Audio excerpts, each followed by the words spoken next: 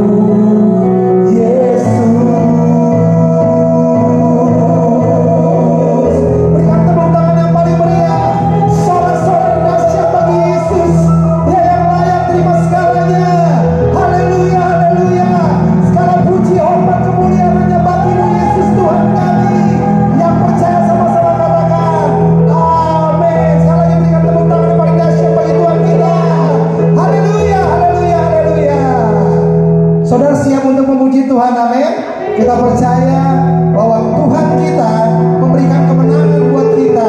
Tuhan kita menjadikan kita lebih dari pemenang. Mari sama-sama kita naikkan pujian. Ku menang, ku menang bersama Yesus Tuhan. Haleluya.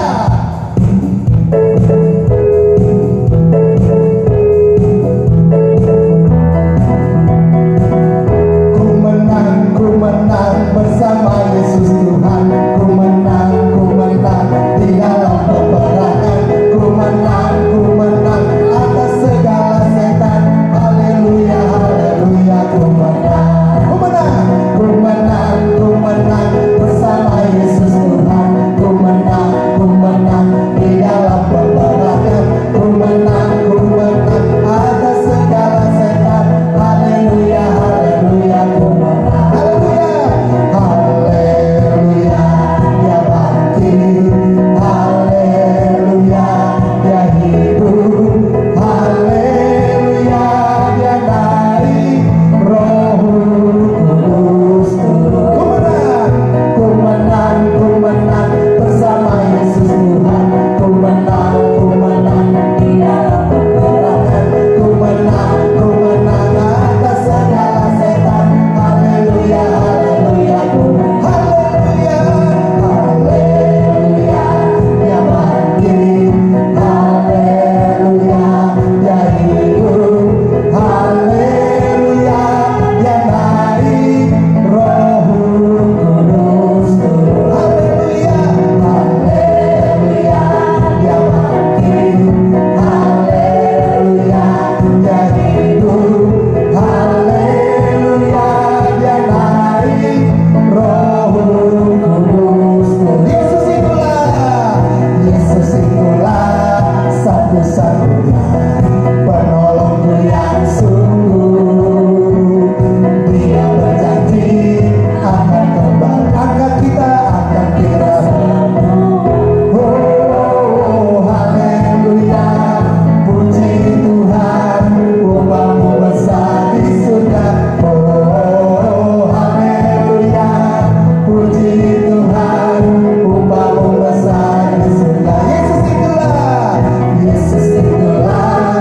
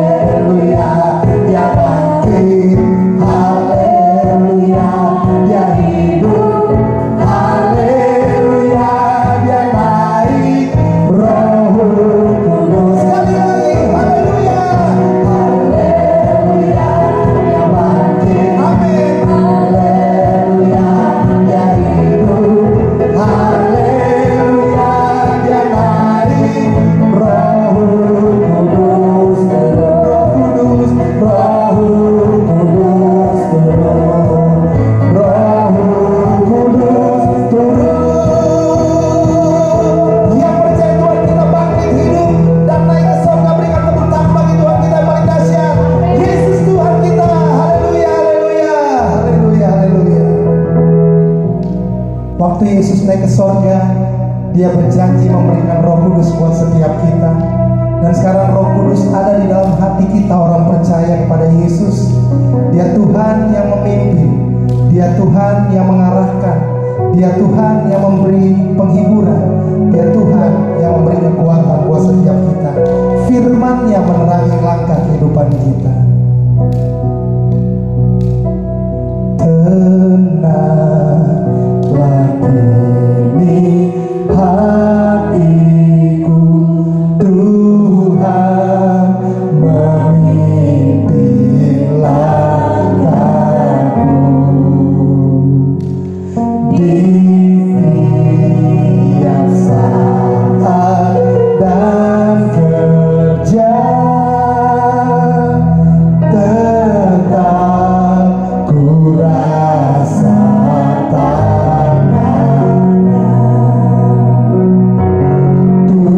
Tuhanlah yang membimbingku, takkan ku dipegang teguh.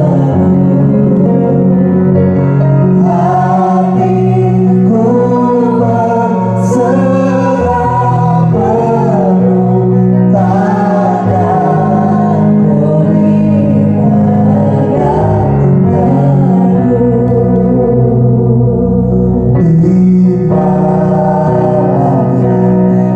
yang gelap benar, di taman indah dan senang,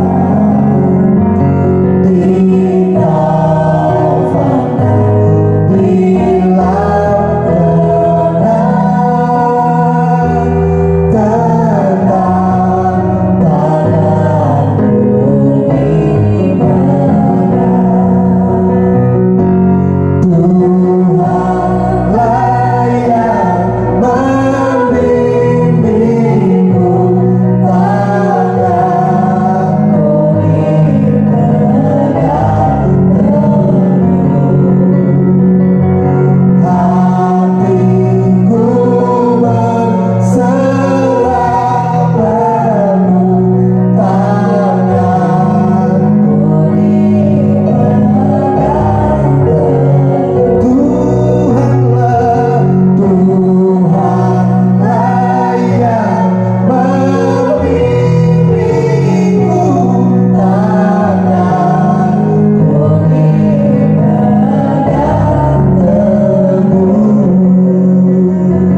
Hatiku berserah penuh, takkan ku dipegang teguh. Takkan ku dipegang teguh.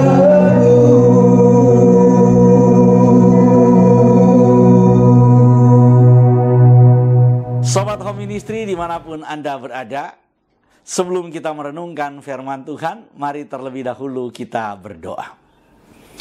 Terima kasih ya Tuhan Yesus atas penyertaan-Mu, terima kasih ya Bapa atas perlindungan-Mu. Kami percaya kami ada saat ini itu semua hanya karena kebaikan Tuhan, hanya karena kemurahan Tuhan, hanya karena penyertaan Tuhan. Saat ini kami rindu mendengar firman-Mu. Berfirmanlah kepada kami ya Bapa. Diamkan suara hati kami. Biarlah suara Tuhan yang kami dengar saat ini pakai hamba-Mu. Biarlah kemuliaan Tuhan yang dinyatakan. Kami percaya ketika firman-Mu diberitakan, kuasa firman-Mu sanggup untuk memulihkan kami. Kuasa firman-Mu sanggup untuk menyembuhkan kami. Kuasa firman-Mu saat ini sanggup untuk membebaskan kami. Karena itu berfirmanlah kepada kami, dan kami siap untuk mendengar firman-Mu. Di dalam nama Tuhan Yesus kami percaya ada kesembuhan, kami percaya ada pemulihan, kami percaya ada kelepasan, kami percaya ada kelimpahan, kami percaya ada berkat-berkat yang baru dari Tuhan. Dalam nama Tuhan Yesus kami berdoa dan siap sambut firman-Mu. Haleluya. Amin. Sobat Home Ministry, kita akan membaca firman Tuhan yang diambil dari Injil Yohanes, pasalnya yang ke-14, ayat yang pertama sampai dengan ayat yang ketiga. Injil Yohanes pasal 14, ayat pertama sampai dengan 3, demikian firman Tuhan. Janganlah gelisah hatimu, percayalah kepada Elohim, percayalah juga kepadaku. Di rumah Bapakku banyak tempat tinggal. Jika tidak demikian, tentu aku mengatakannya kepadamu. Sebab aku pergi ke situ untuk menyediakan tempat bagimu. Dan apabila aku telah pergi ke situ dan telah menyediakan tempat bagimu, aku akan datang kembali dan membawa kamu ke tempatku, supaya di tempat di mana aku berada, kamu pun berada. Demikian pembacaan firman Tuhan, dan terpujilah Tuhan kita Yesus Kristus. Amin. Saudara yang dikasihi oleh Tuhan Yesus Kristus, hari ini adalah salah satu perayaan Hari Raya umat Kristen, di mana umat Kristen merayakan hari kenaikan Tuhan Yesus Kristus. Saudara, ketika Tuhan Yesus naik ke sorga, Tuhan Yesus itu naik dan dilihat oleh banyak sekali orang. Dilihat oleh orang dengan mata telanjang, bagaimana dia sedang bercakap-cakap dengan murid-murid. Kemudian dia mulai terangkat dengan tangan yang sedang memberkati murid-murid. Dia mengucapkan berkat dan dia kemudian terangkat ke sorga, saudara. Jadi cerita tentang kenaikan Tuhan Yesus ke sorga bukanlah cerita fiksi. Cerita tentang kenaikan Tuhan Yesus ke sorga bukanlah cerita rekaan. Cerita Tuhan Yesus naik ke sorga bukanlah sebuah cerita dongeng. Tetapi itu adalah fakta histori. Itu adalah fakta sejarah yang dilihat oleh banyak orang. Yang dilihat oleh puluhan orang. Bukan cuma 1-2 orang. Atau cuma perkataan dari Tuhan Yesus sendiri. Tetapi itu disaksikan oleh banyak orang. Dan cerita tentang kenaikan Tuhan Yesus itu kemudian dicatat dan diberitahukan kepada orang-orang percaya yang lain. Jadi kalau kita berbicara tentang kenaikan Tuhan Yesus, kita sedang berbicara tentang sebuah fakta yang dikerjakan oleh Tuhan buat saudara dan saya, yang pernah dilakukan oleh Tuhan buat saudara dan saya, yang pernah dilakukan oleh Tuhan untuk semua orang percaya, dan itu adalah kenyataan. Jadi kalau ada yang kemudian berkata, mana buktinya bahwa Tuhan Yesus itu sudah naik ke sorga? Saudara akan melihat bukti nantinya juga. Kalau sebelumnya ada bukti histori di mana Tuhan sudah naik ke sorga, maka firman-Nya berkata, dia yang naik ke sorga, malaikat-malaikat yang kemudian menjumpai murid-murid ketika menyaksikan kenaikan Tuhan Yesus, di mana mereka masih terus memandang ke langit, padahal sudah tidak kelihatan. Kemudian mereka didatangi oleh malaikat. Kalau saudara baca itu di Kisah Para Rasul, maka kemudian malaikat menegur mereka. Ketika mata mereka masih tetap memandang ke langit, malaikat, aduh pakai jatuh lagi, nggak usah. Ketika mata mereka sedang memandang ke langit, malaikat kemudian datang menghampiri mereka dan berkata, hai orang-orang Galilea, mengapa kamu masih memandang ke atas? Yesus yang kamu lihat terangkat akan datang dengan cara yang sama. Saudara perhatikan baik-baik. Jadi kalau sebelumnya ada bukti histori, ada fakta sejarah, maka nanti akan ada fakta lagi di mana Tuhan menjanjikan, Tuhan yang menjamin bahwa Dia akan datang kembali dengan cara yang sama ketika naik. Itu membuktikan ketika Dia datang, maka kenaikannya itu juga dibuktikan. Oleh karena itu saudara, nggak usah kita khawatir. Nggak usah kita takut. Kalau saudara punya pengalaman dengan Tuhan, maka iman percayamu tidak akan pernah digoyahkan oleh perkataan apapun, oleh orang-orang yang tidak percaya, oleh orang-orang yang ingin menggoncangkan imanmu. Kali ini kita akan membahas, hari ini kita akan membahas terkait dengan apa yang dilakukan oleh Tuhan Yesus ketika dia naik ke sorga. Apa penting kenaikan Tuhan Yesus Kristus bagi orang percaya yang hidup hari ini, saudara? Banyak orang yang berkata, apa manfaatnya? Apa pentingnya peristiwa kenaikan Tuhan Yesus 2000 tahun yang lalu dengan kehidupan umat Tuhan, kehidupan orang percaya hari ini, tahun 2023? Saudara, ada 3 hal yang saya catat, di mana firman Tuhan memberitahukan hal itu kepada kita. Yang pertama, kenaikan Tuhan Yesus penting bagi orang percaya hari ini, karena kenaikan Tuhan Yesus itu justru adalah proklaim bahwa dia adalah penguasa sorga, dia adalah penguasa dunia, dan dia adalah penguasa dunia di bawah dunia. Jadi kalau kita berbicara tentang mengapa Yesus harus naik ke sorga, karena dia penguasa, dia adalah Tuhan. Karena dia adalah Tuhan, maka dia berkuasa di sorga.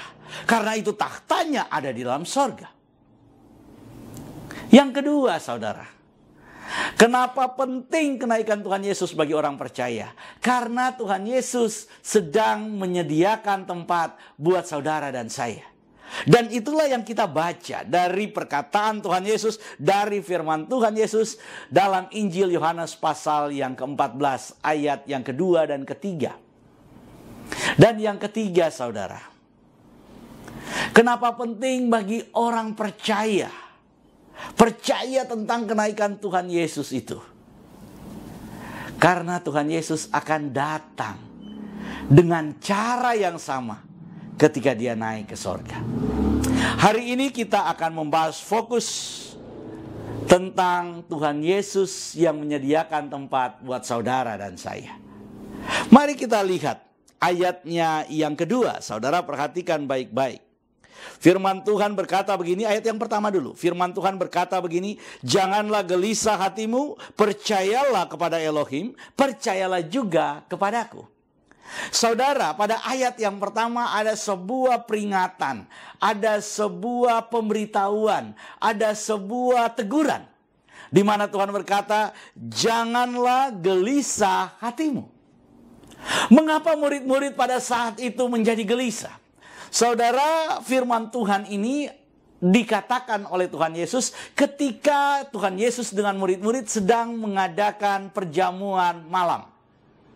Mereka sedang mengadakan perjamuan malam di Yerusalem ketika Tuhan Yesus masuk ke Yerusalem dan dia kemudian dieluk-elukan di Yerusalem. Kemudian banyak penduduk Yerusalem yang menggelar palem di sepanjang jalan Yerusalem dan mereka kemudian berkata, Hosana, Hosana, Hosana. Luar biasa, saudara. Dan Yesus masuk ke kota Yerusalem. Pada malam harinya Tuhan kemudian mengadakan perjamuan malam. Ketika Tuhan sedang mengadakan perjamuan malam, terjadilah percakapan, saudara. Nah, percakapan yang dilakukan oleh Tuhan Yesus pada saat itu dengan murid-murid, itu membuat murid-murid menjadi bingung. Membuat murid-murid menjadi bertanya-tanya. Menjadi gelisah hatinya. Pertama, apa yang dikatakan oleh Tuhan Yesus kalau saudara baca dalam Injil Yohanes pasal 13 pasal sebelumnya dari bacaan kita ini, maka kita akan menemukan konteksnya.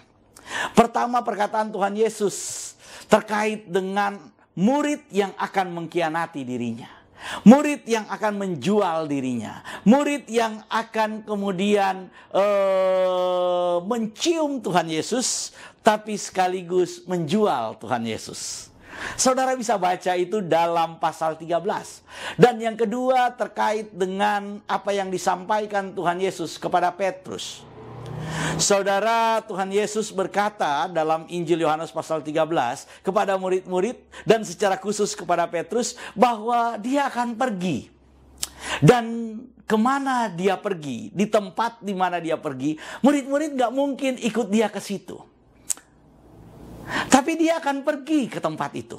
Petrus kemudian dengan gagah berkata kepada Tuhan, Tuhan, aku ini Petrus.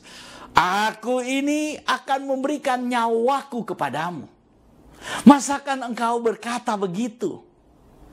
Aku ini rela berkorban untukmu. Aku ini rela mati untukmu. Masakan engkau berkata bahwa kami tidak dapat datang, tidak bisa ikut dengan engkau ke tempat di mana engkau akan pergi. Saudara, Tuhan kemudian berkata, Petrus, memang benar. Kamu akan menyerahkan nyawamu kepada saya. Tetapi bukan saat ini. Bukan dalam peristiwa ini. Bukan dalam momen ini. Karena sebelum ayam jantan berkokok 3 kali, engkau telah menyangkal aku. Sebelum ayam berkokok, engkau menyangkal aku 3 kali. Wow. Petrus bilang, itu bukan saya, Tuhan. Saya nggak mungkin menyangkal engkau. Saya nggak mungkin menyangkal Tuhan. Tapi Tuhan bilang, Petrus, hari ini sebelum ayam jantan berkokok, engkau telah menyangkal aku 3 kali. Karena itu saudara, terkait dengan apa yang dikatakan oleh Tuhan Yesus ini, murid-murid kemudian mulai gelisah. Murid-murid mulai khawatir apa yang akan terjadi. Apa yang dimaksud oleh Tuhan. Mereka tidak tahu, saudara. Karena pada saat itu mereka masih senang makan bersama. Mereka masih senang bersama dengan Tuhan. Mungkin mereka masih tertawa sama-sama, saudara. Tapi kenapa Tuhan kemudian berkata-kata dengan perkataan-perkataan yang tidak dapat dimengerti? Mengapa Tuhan berbicara tentang hal-hal yang sulit untuk dipahami? Dalam kondisi murid-murid yang sedang gelisah itu, Tuhan berkata, jangan gelisah hatimu. Saudara, saya ingin memberitahukan yang pertama yang harus kita pahami terkait dengan peristiwa kenaikan Tuhan Yesus. Saya ingin beritahukan buat saudara dan saya belajar dari konteks pengalaman murid-murid 2000 tahun yang lalu, bahwa sebelum masalah itu datang, Tuhan sudah memberitahukan kepada mereka bagaimana cara Tuhan menyertai, bagaimana cara Tuhan melindungi, bagaimana cara Tuhan mempersiapkan mereka, bagaimana cara Tuhan melepaskan mereka. Sebelum masalah dan saudara saya terjadi, sebelum kita mengalami persoalan, sebelum kita mengalami pergumulan, sebelum kita mengalami semua hal yang membuat kita sulit dan mungkin kita mengalami kondisi-kondisi yang penuh dengan penderitaan, saya ingin beritahukan buat saudara dan saya bahwa sebelum semua hal yang tidak baik itu terjadi, Tuhan sudah mengcover kita dengan kebaikan. Tuhan sudah mengcover kita dengan penyertaan. Tuhan sudah mengcover kita dengan perlindungan. Oleh karena itu Tuhan berkata, jangan gelisah hatimu. Apapun yang membuat kita gelisah, apapun yang membuat kita khawatir, apapun yang membuat kita takut, semua ketakutan kita, semua kekhawatiran kita, semua kegelisahan kita, Tuhan tahu dan Tuhan sudah memberikan solusi sebelum masalah itu datang. Wah, mungkin saudara akan berkata, jalan keluarnya apa, Pak? Jalan keluar atas masalah apa? Jalan keluar atas persoalan saya apa? Jalan keluar atas pergumulan saya apa? Gak ada jalan. Saudara mungkin berkata, mau maju saya takut. Mau memandang ke depan saya terlalu takut. Karena yang ada di depan saya adalah jalan yang buntu. Gak ada jalan lagi. Gak ada jalan lagi. Saudara, kalau saudara baca pada ayat selanjutnya, Thomas berkata, Tuhan, bagaimana kami tahu jalan ke situ kalau kamu tidak memberitahukan kepada kami? Tuhan Yesus bilang, Thomas, akulah jalan, akulah jalannya. Kalau saudara berbicara dan saudara katakan tidak ada jalan, hari ini saya ingin memberitahukan, bukankah Tuhan Yesus sudah memberitahukan kepada kita bahwa dialah jalan? Dialah jalan itu. Oleh karena itu saudara, yang pertama yang harus saudara dan saya percaya sebelum kita mengalami hari-hari yang sulit, Sebelum kita berhadapan dengan persoalan kita, sebelum kita berhadapan dengan masalah kita, sebelum kita berhadapan dengan semua hal yang membawa penderitaan dalam kehidupan kita, percayalah, Tuhan terlebih dahulu memberikan jalan buat kita. Karena Tuhan berfirman, akulah jalannya. Kalau kamu sedang mencari jalan keluar atas masalahmu, kamu sedang mencari jalan atas semua persoalan hidupmu, kamu sedang mencari jalan atas segala sesuatu yang engkau gumulkan, maka akulah jalannya. Wow. Saudara, ada kalanya kita tidak bisa melihat jalan karena kita terlalu fokus pada masalah kita. Ada kalanya kita tidak bisa melihat pertolongan Tuhan karena kita terlalu fokus dengan penderitaan kita. Ada kalanya kita tidak bisa melihat uluran tangan Tuhan karena kita terlalu fokus dengan keluhan-keluhan kita. Ada kalanya saudara tidak bisa melihat dan merasakan kebaikan Tuhan karena saudara dan saya terlalu fokus untuk mengeluh. Terlalu fokus untuk menyalahkan sekitar kita, menyalahkan kondisi kita, menyalahkan orang-orang yang tidak mau membantu kita, menyalahkan semuanya. Tapi apakah kita kemudian menjadi orang percaya yang mau memandang kepada Tuhan? Kesulitan pasti ada. Masalah itu ada. Persoalan itu ada. Dan penderitaan yang kita alami mungkin saat ini nyata dan sedang luar biasa mengimpit kita. Tapi firman Tuhan memberitahukan kepada kita, dengan peristiwa kenaikan Tuhan Yesus, kita tahu di mana jalan itu berada. Kita tahu siapa yang menjadi jalan keluar buat kita. Yang menjadi jalan keluar buat saudara dan saya atas semua masalah kita adalah datang kepada Tuhan. Tuhan Yesus berkata, akulah jalan. Jadi dari peristiwa kenaikan Tuhan Yesus, pertama kita belajar terlebih dahulu dari pengalaman murid-murid sebelumnya, bahwa Tuhan sudah memberikan jalan sebelum masalah itu menimpa mereka. Tuhan sudah memberikan pertolongan. Tuhan sudah memberikan bocorannya. Bagaimana kamu akan menghadapi masalahmu sebelum masalah itu terjadi dalam hidup kita. Kalau saudara saat ini sedang mengalami persoalan dan saudara rasa persoalannya nggak ada jalan keluar, angkat tanganmu, saya berdoa buat saudara. Dalam nama Tuhan Yesus, biarlah Tuhan Yesus yang menjadi jalan itu melepaskan engkau, membebaskan engkau, dan memberkati engkau. Amin. Poin yang kedua, saudara, poin yang kedua. Mari kita lihat sama-sama ayat yang kedua.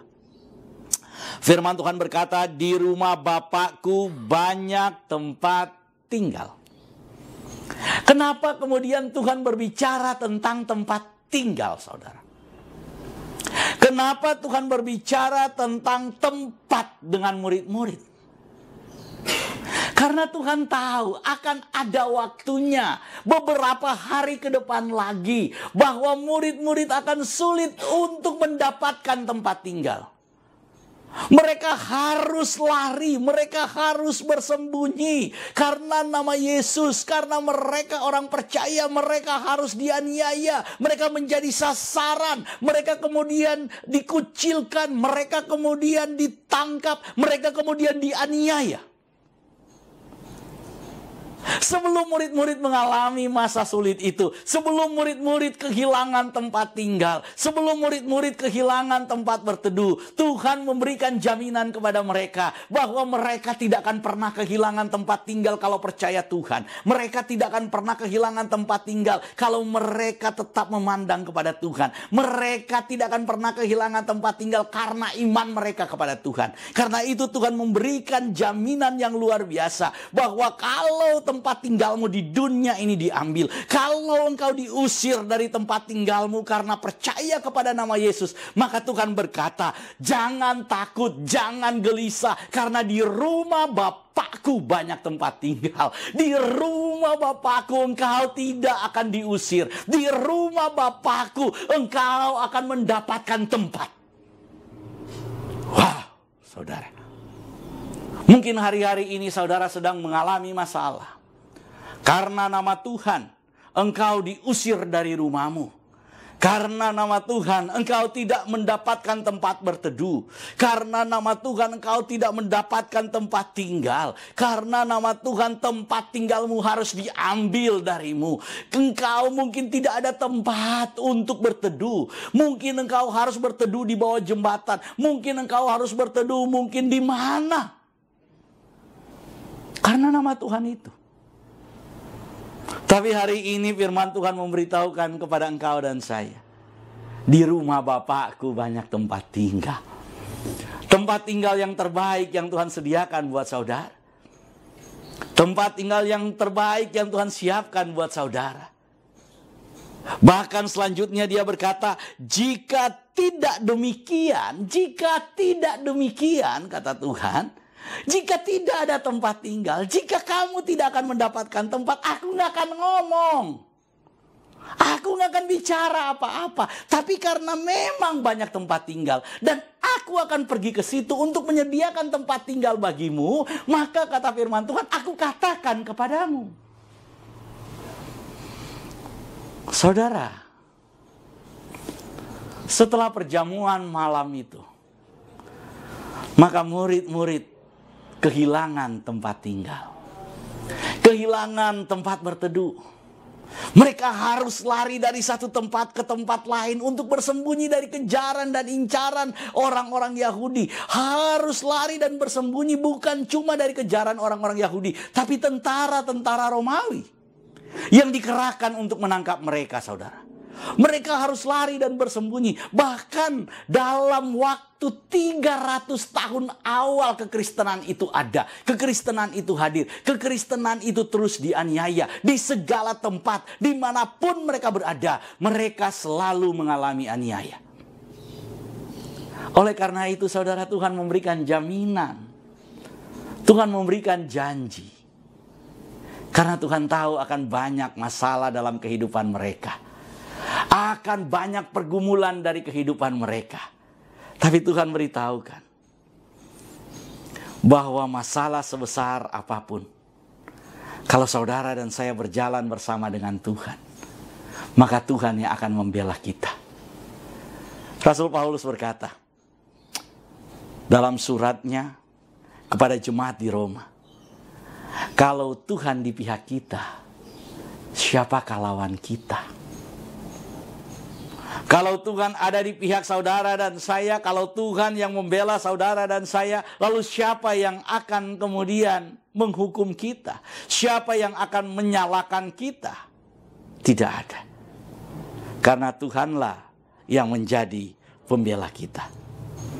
Oleh karena itu saudara, mari kita lihat selanjutnya. Masih di ayat yang kedua. Firman Tuhan berkata, jika tidak demikian, tentu aku mengatakannya kepadamu. Sebab aku pergi ke situ untuk menyediakan tempat bagimu. Saudara, yang kedua yang harus saudara pahami, bahwa tempat itu bukan saudara dan saya yang cari.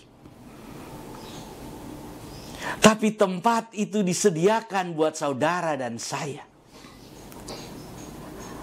Saudara, banyak orang berpikir bahwa sorga itu menjadi upah atas apa yang mereka kerjakan. Upah atas kekudusan mereka. Upah atas kesetiaan mereka. Upah karena mereka melakukan firman Tuhan. Upah karena ini, upah karena itu, upah karena mereka beribadah. Mereka berkata bahwa karena saya setia, maka Tuhan kemudian pada akhirnya nantinya akan memberikan kita sorga. Oh, saudara pikir sorga itu alat transaksi? Saudara pikir bahwa sorga itu adalah tempat yang saudara kredit dengan perbuatan-perbuatan baik.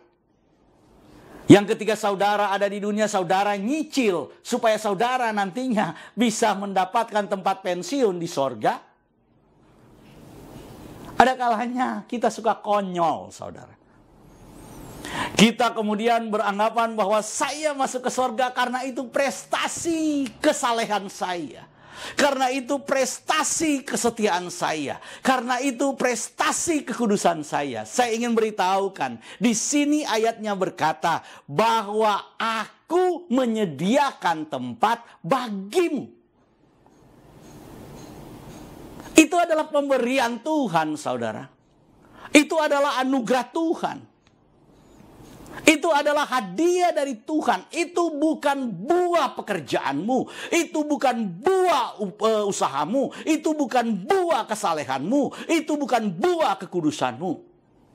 Kekudusan kita nikmati ketika kita ada di dunia. Saudara pikir dengan kekudusan yang engkau lakukan, maka itu akan mencapai standar sorga. Bukankah berkali-kali firman Tuhan sudah diberitahukan kepada kita, darah dan daging tidak dapat mewarisi kerajaan sorga. Jadi saudara jangan memiliki sudut pandang yang salah.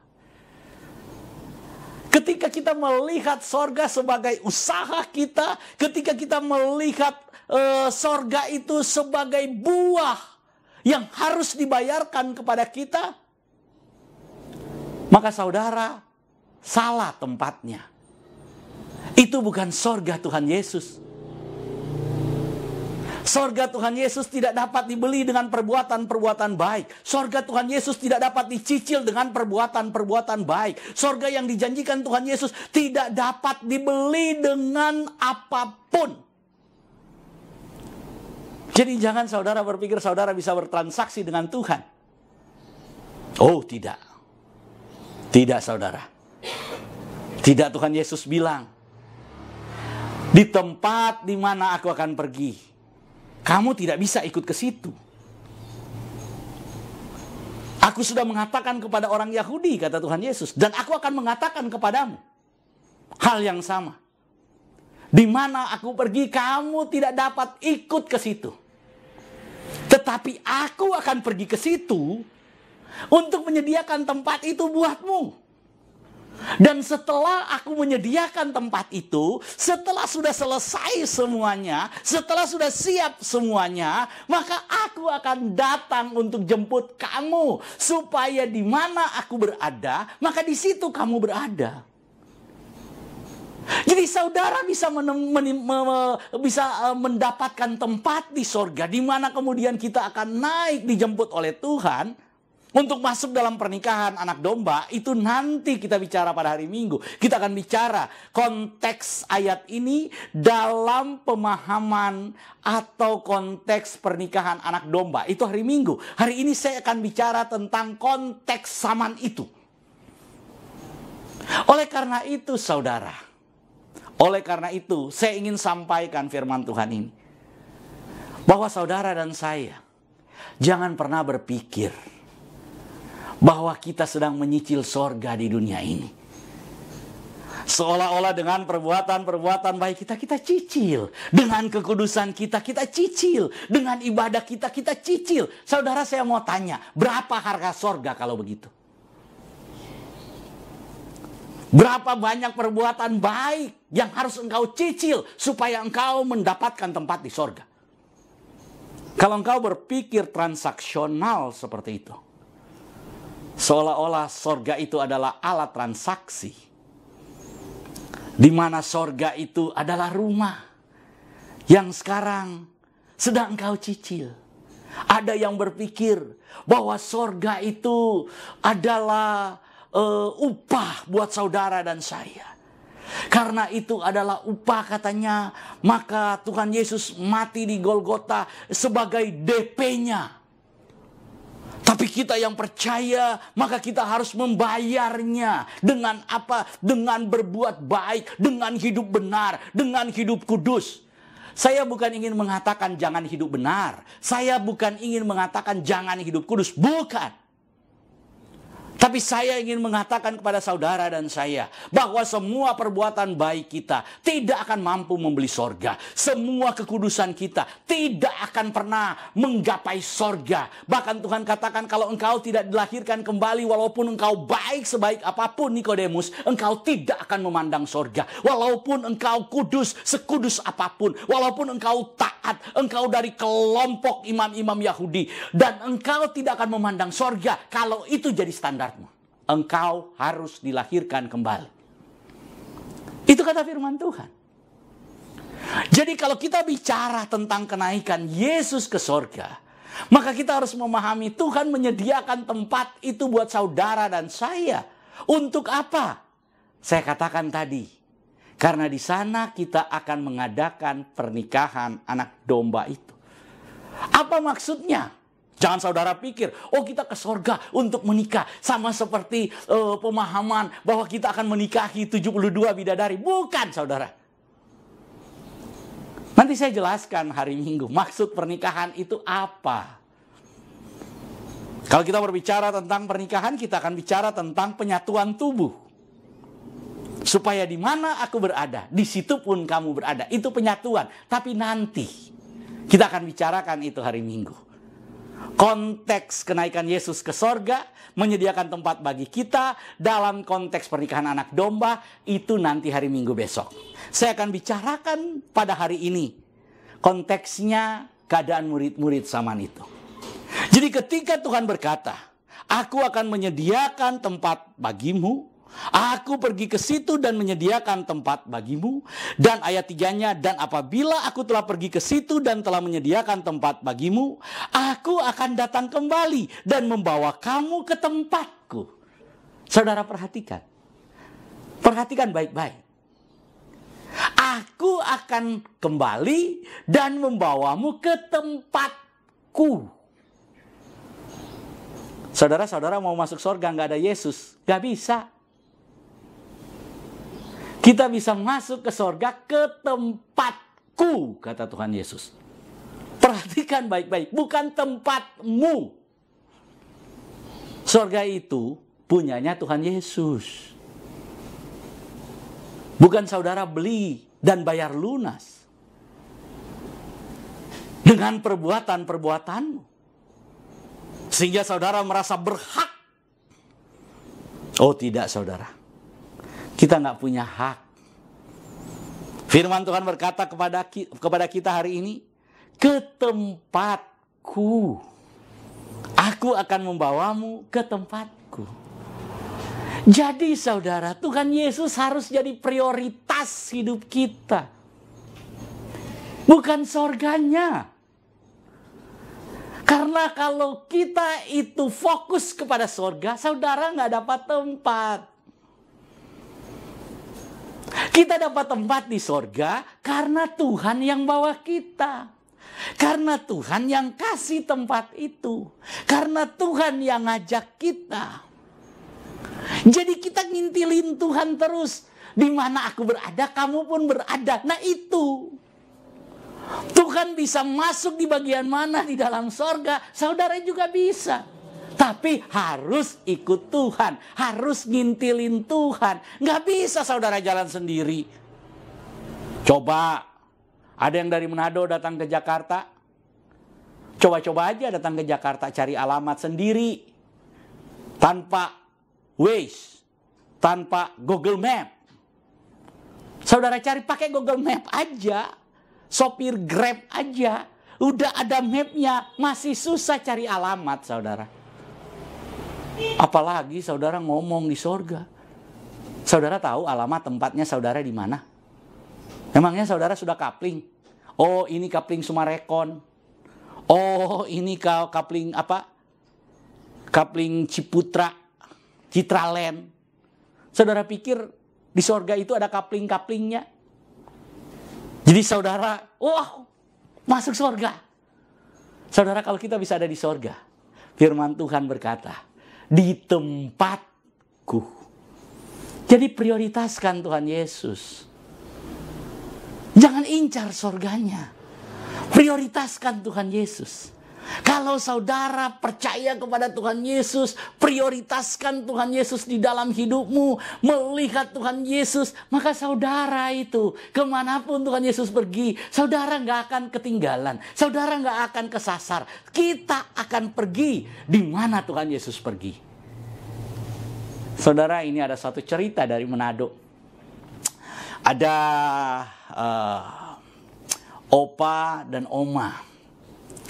Mereka sudah tua, tapi opa kepengen kredit motor, saudara. Dia kredit motor, ya dapat uang dari anaknya, dia kemudian DP. Kredit motor, saudara. Waktu dia kredit motor masih baru, masih ungkilap. Opa kemudian ajak oma jalan-jalan. Oma, ayo kita jalan. Oke. Mereka kemudian jalan keliling kampung, saudara. Ketika mereka jalan keliling kampung, karena jalannya banyak yang rusak. Sama seperti tempat yang dikunjungi Pak Jokowi, jalannya rusak-rusak, geluduk. Tepuk tangan dulu, ya. Saudara, karena jalannya banyak yang rusak, jadi banyak lubang-lubangnya. Opa ini akhirnya kehilangan keseimbangan. Tapi karena opa ini ngotot, saudara, dia gas aja. Akhirnya dia kelempar. Jatuh. Ketika jatuh, omanya kelempar. Motornya masuk got. Opa kelempar. Waduh. Karena kelempar, saudara, seperti itu, opanya sedikit bingung. Pusing, saudara. Tapi ketika opa pusing, penduduk-penduduk kemudian mulai datang. Kenapa, opa? Kenapa? Opa kemudian bangun. Opa tanya, mana motornya? Orang-orang kemudian bilang, opa, kenapa nggak cari oma? Opa dengan santainya kemudian bilang, tenang. Kalau oma sudah lunas, motor masih nyicil. Jadi cari motor dulu. Saudara, apa sih yang ada dan menjadi prioritas hidupmu? Kalau yang menjadi prioritas hidupmu sorga, maka engkau akan memperalat Tuhan untuk sorga. Tapi orang percaya diingatkan Tuhan. Kalau kita bisa melihat sorga, kalau kita mendapatkan jaminan untuk masuk dalam kerajaan sorga, maka saudara dan saya harus ingat. Tuhan katakan, di tempatku, bukan di tempatmu. Jadi kalau kita bicara tentang kenaikan Yesus ke sorga, dan dia akan datang kembali, saya akan bicara itu pada hari Minggu besok, maka kita harus melihatnya. Bahwa Yesus datang untuk menjemput saudara dan saya, membawa saudara dan saya ke sorga di tempatnya Yesus. Tanpa Yesus, kita nggak akan pernah masuk pintu sorga. Jangankan masuk pintu sorga, lihat aja. Dari jauh nggak bisa, saudara. Tanpa Yesus. Karena itu hari ini kita merayakan hari kenaikan Tuhan Yesus. Hal yang luar biasa yang menjadi iman dari orang-orang percaya adalah bahwa kita mendapatkan jaminan dari Tuhan. Karena jaminannya dari Tuhan, garansinya dari Tuhan, legalitasnya dari Tuhan, legal standing kita sebagai warga kerajaan sorga itu karena dari Tuhan yang menjamin. Maka saudara dan saya harus ingat bahwa Tuhanlah yang harus menjadi prioritas hidup kita. Yang terakhir, saudara, mari kita lihat sama-sama. Pada ayatnya yang ketiga dikatakan, aku akan datang kembali dan membawa kamu ke tempatku, supaya di tempat di mana aku berada, kamu pun berada. Saudara, ketika Tuhan berkata ke situ, berkata seperti itu, Thomas kemudian berkata kepada Tuhan, Tuhan, kami tidak tahu engkau kemana perginya. Saudara bisa baca di ayat yang kelima. Tuhan, kami tidak tahu kemana engkau pergi. Jadi bagaimana kami tahu jalan ke situ? Thomas ini saudara termasuk murid yang kritis. Jadi ketika Tuhan berkata, aku akan pergi ke tempat dan menyediakan tempat bagimu, Thomas kemudian berkata, Tuhan belum ngasih tahu mau pergi kemana. Terus gimana caranya? Kami bisa pergi ke situ, jalannya aja Tuhan gak ngasih tahu. Padahal Tuhan bilang, aku akan jemput.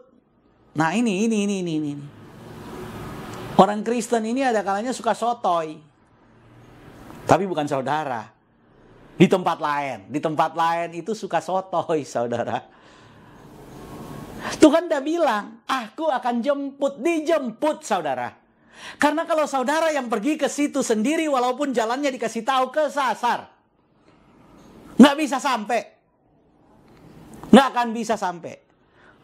Saudara misalnya ada jemaat home ministry di Bandung, atau jemaat home ministry di mana Purwakarta ya, yang hari ini merayakan. Kemudian kami dari Jakarta kepengen, saudara nggak ngasih tahu tempatnya, kira-kira kita obok-obok satu Purwakarta, nggak bakalan tahu tempatnya.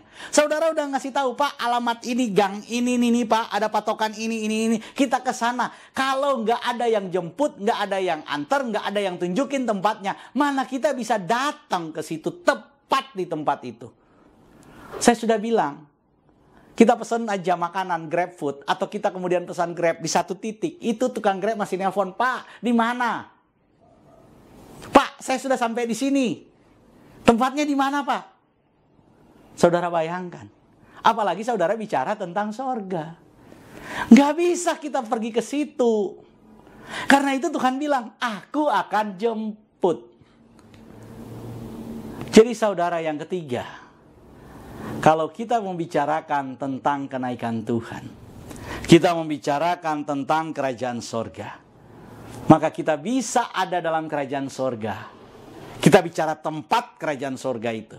Kita bisa ada di tempat itu. Di langit ketiga itu. Harus dijemput oleh Tuhan. Kalau Tuhan tidak menjemput saudara dan saya, nggak akan pernah sampai dengan usaha kita, dengan perjuangan kita. Walaupun saudara sudah berjuang sedemikian rupa, kalau Tuhan nggak jemput, percuma. Jadi orang percaya, orang Kristen tahu kalau dia bisa ke sorga karena Tuhan yang jemput. Kalau dia bisa ke sorga karena Tuhan yang antar. Kalau bisa dia keliling-keliling dan masuk ke semua bagian dalam kerajaan sorga, karena dia ngintilin Yesus. Jadi sekarang mari kita kintilin Yesus. Kita ikut Yesus kemanapun Tuhan Yesus berada. Kita ikut firman Tuhan Yesus. Kita percaya. Walaupun seperti murid-murid, saudara mungkin sedang kehilangan tempat tinggal karena imanmu itu. Tapi tetap percaya. Tetap percaya. Tetap percaya. Amin. Kita berdoa. Terima kasih ya Tuhan Yesus atas firman-Mu. Biarlah firman-Mu ini berbuah berlipat-lipat kali ganda dalam kehidupan kami. Berkatilah jemaat-Mu dalam setiap pergumulan mereka. Apabila karena nama Tuhan, mereka harus mengalami pergumulan, mengalami persoalan, mengalami penderitaan. Kami percaya Tuhan tahu apa yang sedang mereka alami. Semua persoalan yang sedang kami alami, semua masalah yang sedang kami gumulkan. Dan kami tahu tangan Tuhan terulur buat kami. Tangan Tuhan terulur buat kami. Terima kasih ya Tuhan. Terima kasih ya Bapa. Kami serahkan hidup kami kepada Tuhan. Kami serahkan hari-hari kami ke dalam tangan Tuhan. Kami serahkan rencana kami ke dalam rencana-Mu. Rencana-Mu yang agung. Rencana-Mu yang besar. Karena kami tahu tidak ada rencana Tuhan yang gagal. Tolong kami ya Bapa. Kuatkan kami.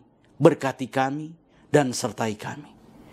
Karena kami tahu di luar Tuhan kami tidak dapat berbuat apa-apa. Tapi bersama dengan Tuhan di dalam Tuhan, kami akan melakukan hal-hal yang besar. Dalam nama Tuhan Yesus. Haleluya. Amin. Sobat Home Ministry, demikian firman Tuhan. Mewakili Gembala Sidang, Bapak Doni Toisuta, Pastor Doni Toisuta, kami mengucapkan selamat merayakan hari kenaikan Tuhan Yesus Kristus. Amin. Jemaat Tuhan, kita sudah ada di penghujung ibadah kita hari ini. Sebelum kita masuk dalam doa berkat, kami ingin memberitahukan bahwa Home Ministry terus melayani jemaat Tuhan. Dan saat ini kami sudah mengadakan ibadah minggu yang diadakan setiap minggu pertama, minggu ketiga, dan minggu kelima. Dan Sobat Home Ministry, atas nama Gembala Sidang Home Ministry, yaitu Pastor Doni Toisuta, kami mengucapkan terima kasih atas semua partisipasi saudara-saudara, atas semua kehadiran saudara dalam mengikuti ibadah pada hari ini. Kita akan mengakhiri ibadah kita. Mari angkat kedua belah tanganmu, arahkan hati dan pikiranmu, dan aminkan semua berkat yang diucapkan buatmu. Di dalam nama Tuhan Yesus, diberkatilah hidupmu, diberkatilah keluarga, suami, istri, anak-anak, dan cucu-cucumu. Diberkatilah rumah tempat tinggalmu. Diberkatilah sumber-sumber mata pencarian, pekerjaan, dan karirmu. Diberkatilah tubuh jasmani dan kesehatanmu. Dan diberkatilah pertumbuhan rohanimu. Biarlah semua berkat dari Bapa Sorgawi, Bapa Yahweh namanya, cinta kasih dari Tuhan kita Yeshua HaMashiach, dan persekutuan dengan Roh-Nya yang kudus menyertai kita semua mulai dari sekarang sampai selama-lamanya. Kita yang percaya diberkati oleh Tuhan dan menerima berkat Tuhan ini. Mari sama-sama kita berkata, amin.